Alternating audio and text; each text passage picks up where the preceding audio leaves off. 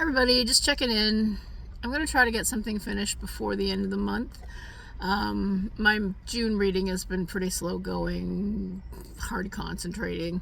2 years ago, I started reading The Englishman's Boy, which is one of the few, kind of real Canadian westerns. So I picked it up again. Hopefully, I'll get through it.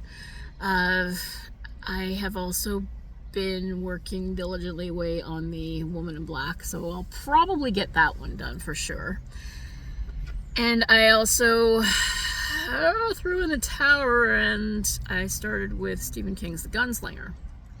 I fucking hate it so far. It's so boring. I keep falling asleep. I've been listening to the audiobook of it because I had like a trial 99 cents a month for 3 months for Audible, although I canceled that. And I can't believe it. Audible is going to be going to an AI model. They're going to get rid of their actual readers and just have AI read it. That's so gross.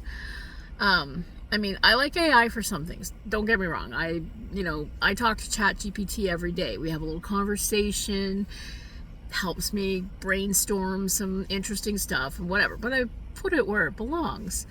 For it to take over every aspect of life is just no, because there's so much left out. Yeah, it's not good.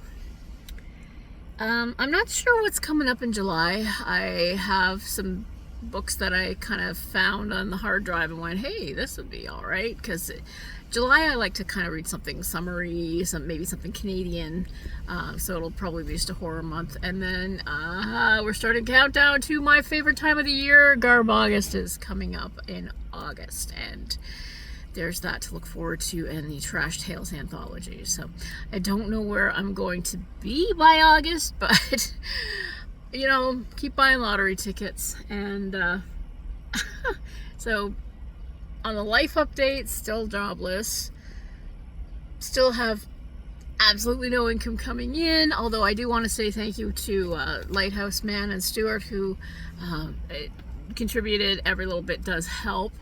But now, get this, I've got another stinking blood clot in my leg.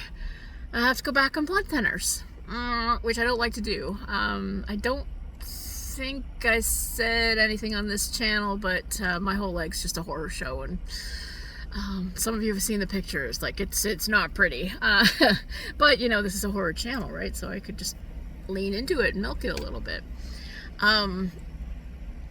But after I got out of the hospital last year, they said I could start wrapping my leg to take the swelling down, and then she said, if you feel like circulation's cut off, if there's any problem, take off the wraps. And lo and behold, I got a blood clot, which I have had about, 6 or 7 years ago. The first time I thought I was going to die. It scared the hell out of me. And it hurt. Oh, man. That's one thing they don't tell you. Blood clots are so freaking painful. Or at least that one was. Wow. So okay, so this is a horror channel, right? So let's just get all graphic.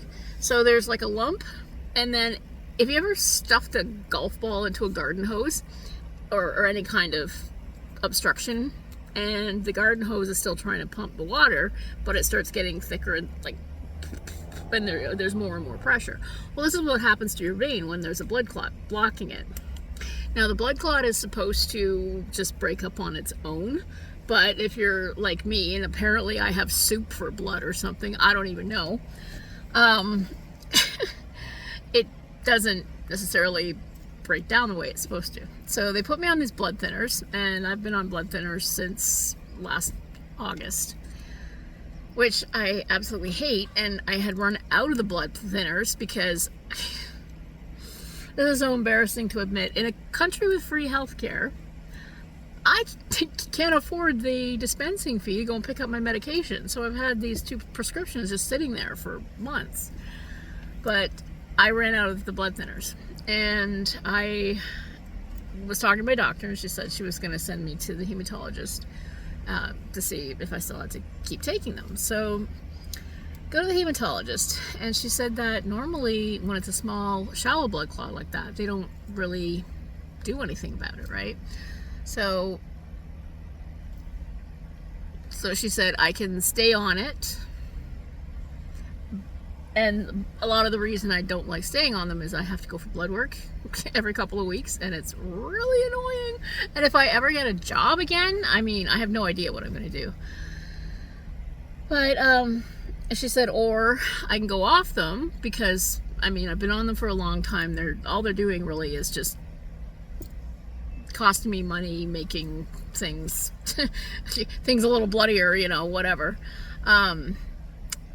But last time my reading was so high that my doctor says, now be careful, if you ever fall and hit your head, you could die. I'm like, oh great.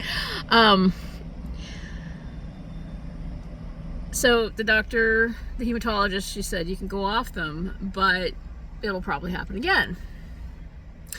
Guess what? I went off them and it happened again. I'm so mad. So I went for an ultrasound in my leg this morning. And I said, yeah, for the last few days I've been feeling that same feeling where I can feel the vein in my leg, which generally I can't do. I mean, I am the hardest blood draw in the world. Like, it's just impossible to find a vein on me. Although I will say, after getting my blood taken every couple of weeks, I've got the one vein in the inside of my elbow. It's like the damn Holland Tunnel. It's like scar tissue. But yeah, so I'm there on the table and I've got goo all over everything, and I'm like holding my underwear this way going, this is just so undignified. And the lab tech says, okay, get dressed and go sit in the lobby or in the waiting room. We'll get somebody to talk to you. So then I overhear the lady on the phone say to the clinic, the hematology clinic, that here I am and the blood clot's back, and this time it's bigger than 5 centimeters. So I don't know what that means, but that's 2 whole inches. I mean, that's a big honking thing. I don't even know what. So the hematologist is going to put me on more medication I can't afford.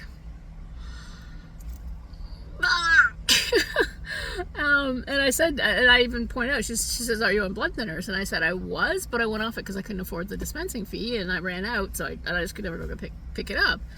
She says, well, you know, we have to push back on blood thinners. And I'm like, okay. So yeah, that's my saga. I gotta figure something out financially or get hired again soon, because this is just ridiculous. Anyway, I thought I'd give you a life update.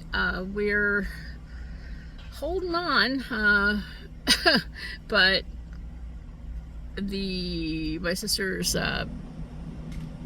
storage locker is going to have to go to auction, which means then the money that we usually would use for the room, I don't even know what's going on. This is just bad, but exciting times, right? What's the old Chinese curse? May you live in interesting times. Well, this is the most interesting my life ever gets, so hope you're along for the ride. And that is my horror show for the day.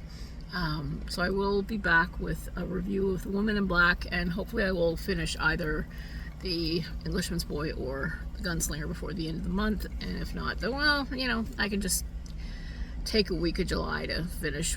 So you know how it is. All right. Well, thank you for listening this far, and I hope you're reading lots of horror. Have a great day.